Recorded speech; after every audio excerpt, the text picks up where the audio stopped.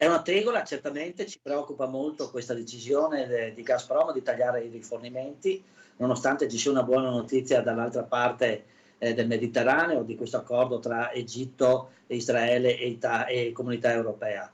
Però preoccupa non solo il mondo dell'impresa ma anche delle famiglie. La notizia è stata confermata da Eni a metà mattina e ha fatto scattare l'allarme, l'ennesimo tra le imprese anche a nord-est. Gazprom, il colosso russo del gas, ha tagliato del 15% le forniture all'Italia. Resta da capire per quanto in subbuglio, in particolare il manifatturiero, dove ci sono le fabbriche più energivore.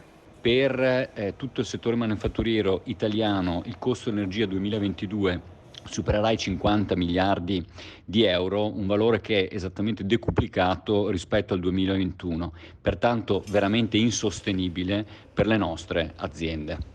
Un'altra notizia sicuramente allarmante sul tema energetico è quella che arriva oggi dalla Russia, che mette sempre più in evidenza come non solo sia necessario avere fonti alternative da quelle russe, ma soprattutto una chiara politica energetica che renda il nostro territorio più indipendente e forte da condizionamenti esterni. Intimoriti anche gli esercenti dei pubblici esercizi e i commercianti. Sono 7 mesi che alle aziende arrivano delle bollette ingestibili e troppo pesanti.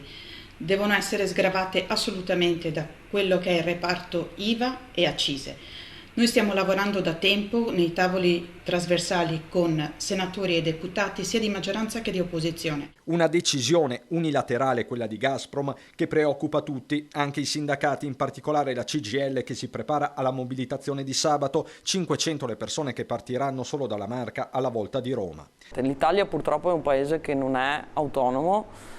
E questa è una discussione, io penso che a livello politico bisognava affrontare anni fa, perché comunque bisognava fare degli investimenti sulle risorse. Le risorse energetiche oggi ce ne sono e sono in mano a pochi. E quando tu vai a prenderle da altre parti entri nel meccanismo del mercato. E quando entri in un meccanismo del mercato dove i prezzi li fanno gli altri rischi poi di avere botte sociali di questo tipo. Misure strutturali si chiedono anche per il caro carburante, le stesse misure governative di sgravio alla pompa sono in scadenza. Per quello che riguardano gli sgravi fiscali, le accise, il governo non dovrebbe farlo di mese in mese, dovrebbe farlo almeno di 6 mesi, per capire come anche la situazione evolverà dal punto di vista geopolitico.